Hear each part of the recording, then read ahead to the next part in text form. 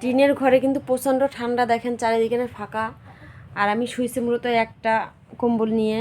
তো কালকে রাত্রে আমার প্রচণ্ড ঠান্ডা লেগেছে, আমার সারা রাত ঘুম হয়নি। তো ভাবছি একটা কম্বল কিনা লাগবে। ওই কম্বলে কালকে মানায়নি, কিন্তু আমার প্রচণ্ড শীত লেগেছে, রাত্রে ঘুম হয়নি, দেখো জ্বর এসে গেছে গায়ে। কম্বল কিনবা? এত ঠান্ডায় শোয়া যাচ্ছে। তোমরা তো কেতা গায়ে দেছো, তা শীত লাগে না?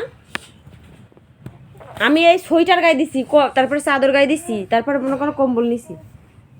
এত ঠান্ডা হয়ে যাচ্ছে, লাস্টে আমি মনে কাঁপছি। এত কষ্ট করে ঘুমানো যায়, একটা কম্বল কিনে দেবো। দেবো না? দেখেন দেবো না কম্বল কিনে? আল্লাহ কথাই বলছে না, এক কি লোকে শীতই কম্বল তো কিনতে হবে। এক টাকা রয়েছে কম্বল কিনে নিছো তো।